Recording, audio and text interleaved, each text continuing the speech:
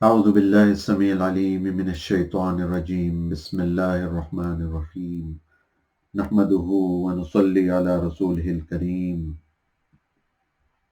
اما بعد اللہم اعز الاسلام والمسلمین اللہم ارنا الحق حقا وارزقنا اتباعه وارنا الباطل باطلا وارزقنا اجتنابه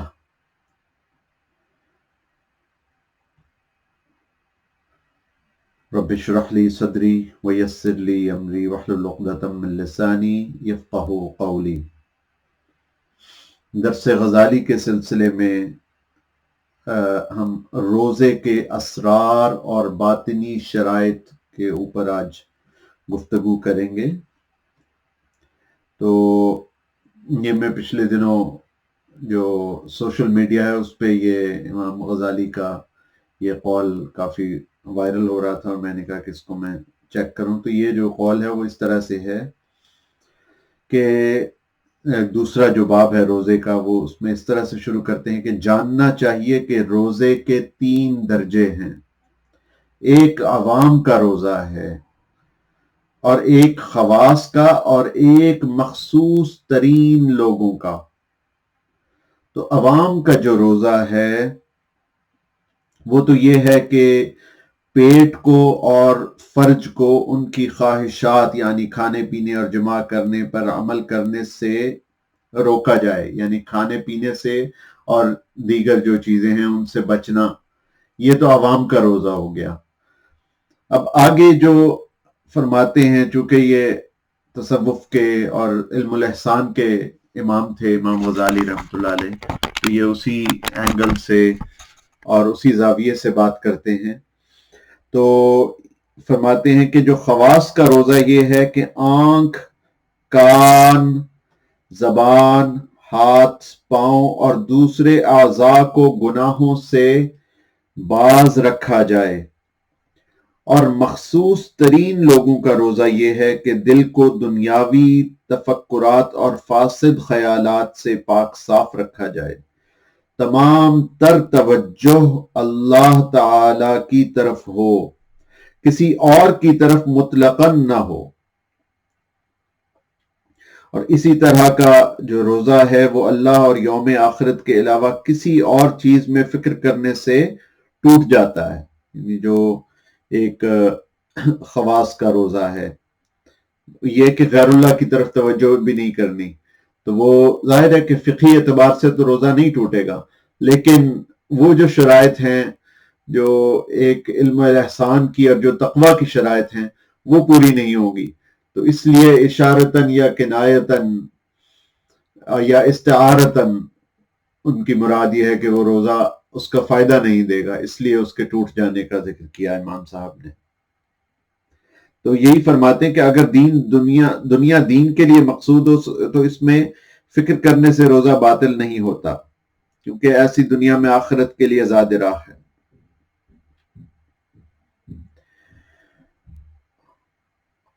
تو اور جو مخصوص ترین لوگوں کا جو ہے روزہ وہ اس سے بھی افضل طریقے پہ ہوتا ہے کہ وہ ان چیزوں کو وہ تقوی کی انتہا تک لے جاتے ہیں۔ تو وہ جو ایک ہوتا ہے وہ روزہ وہ پھر مخصوص ترین لوگوں کا روزہ ہوتا ہے کہ دل کو دنیاوی تفکرات، فاسد خیالات سے پاک صاف رکھا جائے، تمام تر توجہ اللہ تعالیٰ کی طرف ہو اور کسی اور کی طرف مطلقاً نہ ہو۔ تو یہ مخصوص ترین لوگوں کا روزہ ہے۔ تو جو عوام کا روزہ ہے کہ کھانے پینے سے اور جماع سے رکا جائے، اور جو خواص کا روزہ ہے یہ کہ آنکھ، کان، زبان، ہاتھ، پاؤں کو وہ اعضاء کو گناہوں سے روکا جائے، اور جو مخصوص ترین لوگوں کا روزہ ہے کہ وہ اس دل کو خالی کیا جائے، اس دل کو باطل خیالات سے، غیر اللہ کے خیالات سے، اللہ تعالیٰ کی کے علاوہ کوئی بھی چیز اس دل میں آتی ہے تو اس کو نکال کر باہر پھینک دیا جائے، دل کو بھی صاف کر دیا جائے۔ تو یہ مخصوص ترین لوگوں کا روزہ ہے۔ اور دل کی جو اصلاح ہے وہی اصل اصلاح ہوتی ہے، وہی ایک تزکیہ باطن، تزکیہ نفس ہوتی ہے. تو اس میں تزکیہ نفس ایک سٹیپ ہے، اور اس کے بعد تزکیہ قلب ہے کہ اپنے دل کو آپ نے صاف کرنا ہے اور چمکانا ہے شیشے کی طرح کہ اس میں اللہ تعالیٰ کے علاوہ کسی کی خواہش باقی نہ رہے.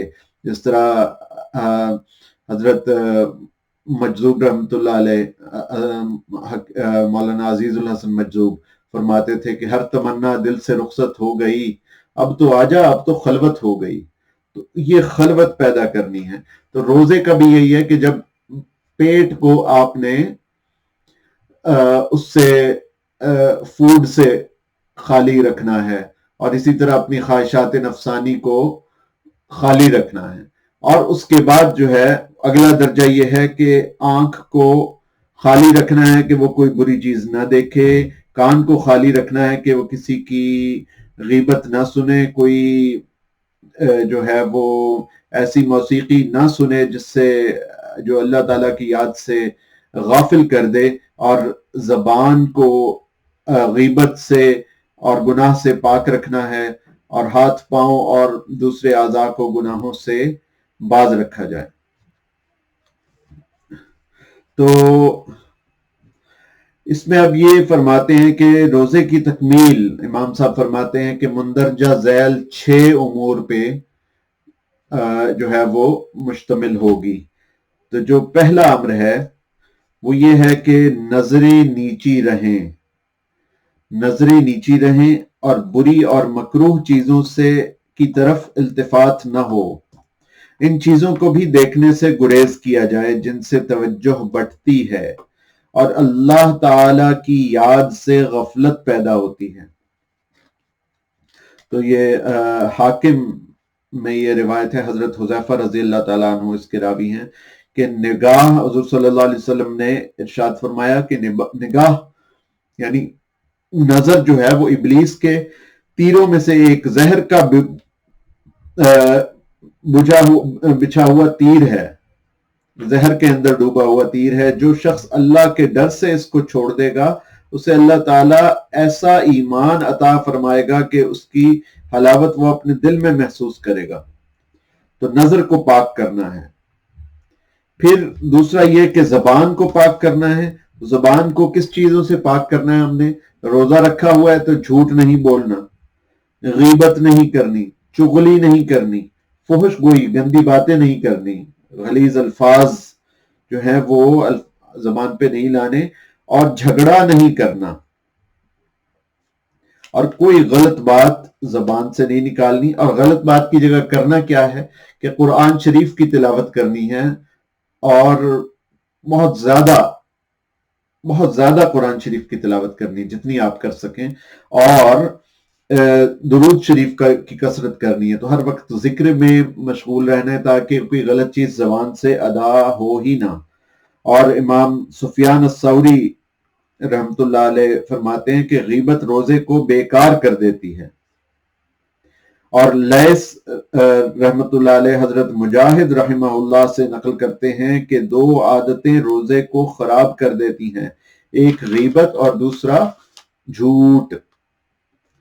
اور آگے ایک صحیح حدیث ہے کہ حضرت ابو ہریرہ رضی اللہ تعالیٰ عنہ فرماتے ہیں کہ حضور اقدس صلی اللہ علیہ وآلہ وسلم نے ارشاد فرمایا، یہ بخاری اور مسلم کی حدیث ہے، کہ انما الصوم جنۃ، کہ روزہ ایک ڈھال ہے. فَإِذَا كَانَ أَحَدُكُمْ صَائِمًا فَلَا يَرْفُثْ وَلَا يَجْهَلْ، کہ روزہ ایک ڈھال ہے کہ اگر تم میں سے کوئی شخص روزے سے ہو تو وہ فحش گوئی نہ کرے اور نہ وہ جہالت سے پیش آئے، اور اگر کوئی شخص اس سے لڑنے لگے تو اسے کہہ دینا چاہیے انی صائمن، میں روزے سے ہوں. اور یہ میں نے باقاعدہ مسجد میں، ہمارے مصر کے بہت بڑے فقیہ اور عالم ہیں مولانا امام حسین حلاوہ، وہ جب مسجد میں امام تھے تو ان سے کوئی شخص جو ہے وہ مباحثہ کرنے لگا، تو امام صاحب فرماتے ہیں انی صائم. میں روزے سے ہوں، میں روزے سے ہوں، یہ رمضان شریف کی بات ہے. تو یہ اس میں ہونا چاہیے، اس طرح کا ایمان ہونا چاہیے کہ باقاعدہ کہنا چاہیے، یہ سنت ہے کہ انی صائم. اور پھر اس کے بعد جو ہے وہ تیسرا یہ ہے کہ کان سے کوئی بری بات نہ سنی جائے. یعنی پہلا جو سا ہے وہ تو یہ ہے کہ اپنے پیٹ کو اپنے جو ہے وہ حلال چیز سے بھی، فوڈ سے، طعام سے خالی کرنا ہے. اور دوسرا یہ ہے کہ زبان کو بری بات سے محفوظ رکھنا ہے روزے کے دوران. اور تیسرا یہ ہے کہ بری باتیں سننے میں مشغول نہیں ہونا، کان کو بھی بچانا ہے. تو کوئی موسیقی نہ سنی جائے، اور خصوصاً ایسی موسیقی جو کہ اللہ تعالیٰ کی یاد سے بالکل غافل کر دے، اور جس میں لغویات کے موضوع بالکل قطعا نہ سنی جائے. تو سماعون للکذب اکالون للسحت کہ یہ پارہ نمبر 6 رکوع نمبر 10 اور آیت نمبر 42 میں آتا ہے کہ یہ لوگ غلط بات سننے کے عادی ہیں اور بڑے حرام کھانے والے ہیں. سحت کو یعنی حرام کو کھانے والے لوگ ہیں. اور ایک اور جگہ پہ ارشاد ہے کہ لولا ینہاہم الربانیون والاحبار عن قولہم الاثم واکلہم السحت. تو آگے یہ اللہ تعالیٰ فرماتے، پارہ نمبر 6 کی آیت ہے، رکوع نمبر 13 اور آیت نمبر 63، کہ ان کو مشائخ اور علماء، ربانیون کا مطلب ہے کہ مشائخ جو یہودیوں میں بنی اسرائیل میں ہوتے تھے، اور احبار کا مطلب ہے کہ علماء، وہ گناہ کی بات کہنے سے اور حرام مال کھانے سے کیوں نہیں منع کرتے. اس میں ایک نقطہ نکلتا ہے جو کہ تصوف کا ایک نقطہ ہے کہ یہ دو طبقات بنی اسرائیل میں بھی موجود رہے ہیں، کہ ایک علماء ظاہر ہیں، علماء شریعت ہیں، جن کا اپنا ایک بہت بڑا جو ہے وہ مقام ہے، اور ہم جو ہے وہ علماء کے خادم ہیں. اور دوسرا جو ہے وہ مشائخ ہیں جو کہ سنت کی عین پیروی کرتے ہوئے باطن کی اصلاح کی طرف توجہ دیتے ہیں، اپنی بھی اور اپنے مریدین کی بھی. تو یہ بھی ایک طبقہ ہے جس میں آج کے زمانے میں بڑے بڑے نام آتے ہیں. پیر ذوالفقار احمد نقشبندی صاحب ہیں، پھر سید سرفراز شاہ صاحب ہیں، پھر مولانا الیاس قادری صاحب ہیں. تو اتنے بڑے بڑے نام جو یہ لوگ مشائخ میں شامل ہوتے ہیں کہ جو باطن کی اصلاح کی، اپنے معتقدین کی باطن کی اصلاح کی طرف توجہ دیتے ہیں، اور اپنے بھی باطن کی اصلاح کرتے رہتے ہیں. اور وہ کسی بھی قسم کی جو ہے وہ شریعت سے وہ اجتناب، یعنی کہ شریعت سے وہ دور نہیں جاتے، اور نہ جانا چاہیے. تو جو تصوف ہے، طریقت ہے، وہ شریعت کی خادم ہونی چاہیے، اور کوئی ایسا کام نہیں کرنا چاہیے جو خلاف شریعت ہو. اور اگر کوئی ایسا کام ہو تو وہ اس کا دین اسلام سے پھر کوئی تعلق نہیں رہتا، تو وہ کام جو ہے وہ مردود ہو جاتا ہے. تو اس لیے یہ ایک علماء اور مشائخ، یہ دو طبقات رہے ہیں، اور انشاءاللہ ان کا جو آنے والے وقت میں بھی ان کا ایک کردار رہے گا. اور یہ دونوں اپنی جگہ بہت جو ہے بڑا کام کر رہے ہیں کہ اس دین کی اشاعت کا کام. پھر اس کے بعد ہے کہ جی طبرانی کی ایک روایت ہے کہ اس حالت میں تم بھی انہی جیسے ہو جاؤ گے، یعنی غیبت سن کر خاموش رہنا بھی حرام ہے. تو یہ تو وہ ہے آیت ہے کہ انکم اذم مثلہم، کہ اس حالت میں تم بھی ان جیسے ہو جاؤ گے. یعنی غیبت سن کر خاموش رہنا بھی حرام ہے، یعنی اس میں غیبت سن کر جو ہے وہ پرے چلے جانا چاہیے اور کہہ دینا چاہیے کہ انی صائم، میرے سامنے کسی کی غیبت مت کرو. اور آگے جو طبرانی کی روایت ہے جس کا میں ذکر کرنے لگا تھا کہ المغتاب والمستمع شریکان فی الاسم، اور ابن عمر رضی اللہ تعالیٰ عنہ اس کے راوی ہیں کہ حضور اقدس صلی اللہ علیہ وآلہ وسلم نے فرمایا کہ غیبت کرنے والا اور سننے والا دونوں گناہ میں شریک ہیں، تو اپنے کان کو غیبت سننے سے بچانا ہے۔ اور اس کے بعد جو چوتھا درجہ یہ ہے کہ اپنے ہاتھ پاؤں اور دوسرے اعضاء کو گناہوں سے باز رکھا جائے۔ تو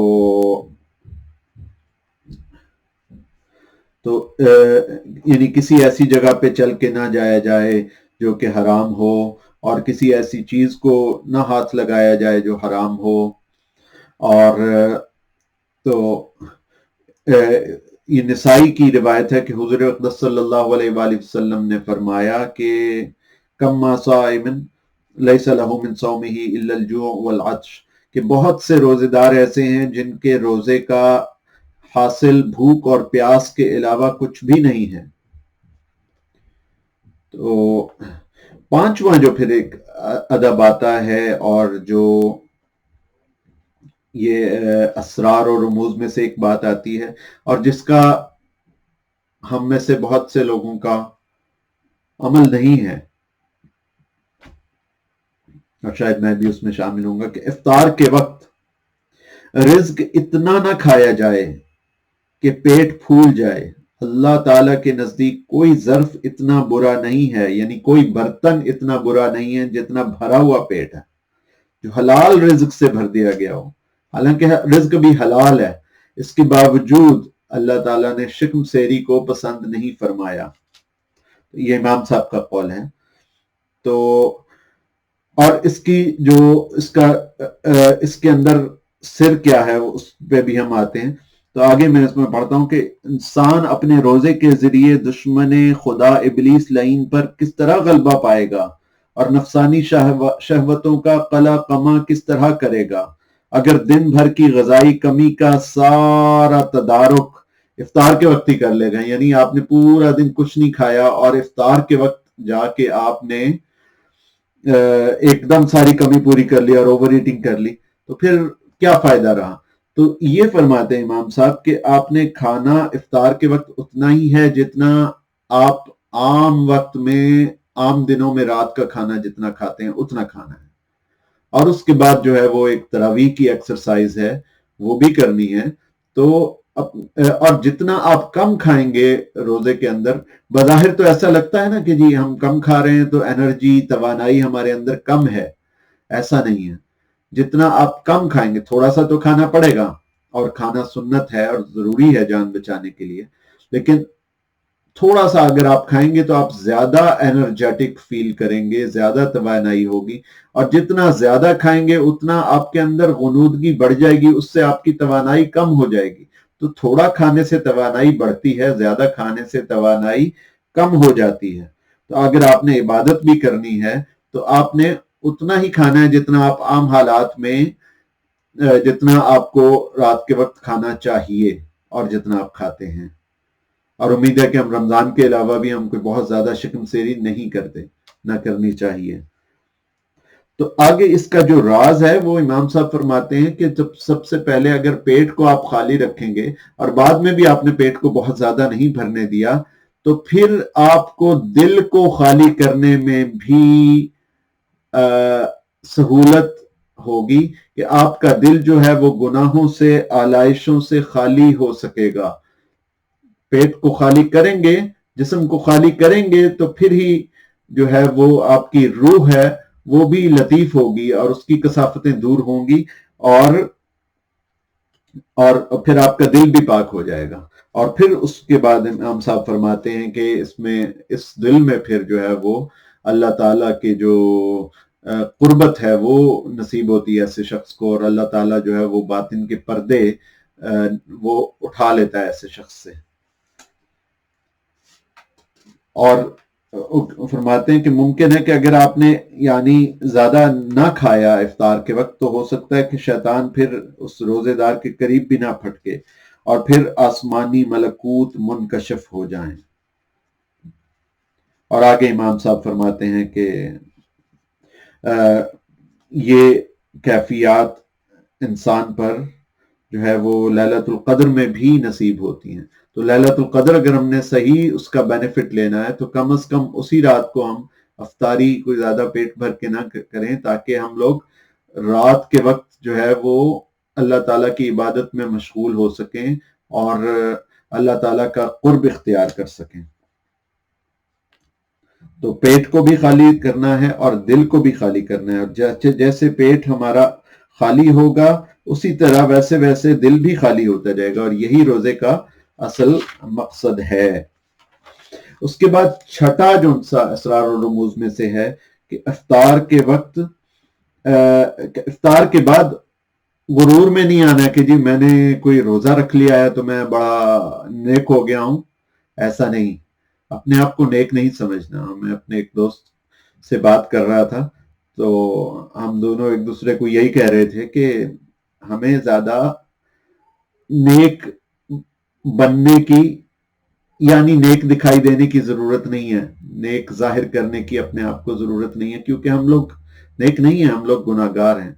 ہاں جو سنت ہے اس سنت پہ عمل ضرور کیجئے، جو فرض ہے اس پہ فرض پہ ضرور عمل کیجئے، اور جو چیز باجماعت پڑھنی ہے وہ شریعت پہ من و عن عمل ہوگا. لیکن شریعت کے جتنے حصے کو ہم چھپا سکیں گے، کہ ہم اس کو چھپا کے جتنی عبادت کر سکیں گے اتنے حصے کو چھپا کے کیا جائے، اور جو چیز ظاہر کرنی ہے اور جو چیز ظاہر ہوتی ہے وہ ظاہر ہو جائے، لیکن اس پہ تکبر نہیں کرنا، اپنے آپ کو نیک نہیں سمجھنا.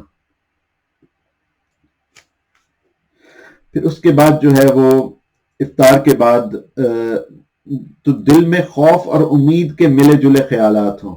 یہ آپ نے روزے کے بعد یہ کنفرم نہیں کر لینا کہ جی میرا روزہ قبول ہو گیا ہے اور اللہ تعالیٰ نے تو جی میرے ساتھ میرے بڑے جو ہیں وہ درجات بلند ہو گئے ہیں، میں نیک ہو گیا ہوں. ایسا نہیں. یہ خوف اور امید کے ملے جلے خیالات ہوں. شاید اللہ سبحانہ و تعالی روزے کو قبول فرما لے، شاید نہ فرمائے. تو اللہ سے اچھی امید رکھنی ہے کہ یا اللہ روزہ رکھا تھا، پلیز آپ قبول کر لیں، اس میں کوئی کمی کوتاہی ہو تو آپ معاف فرما دیں.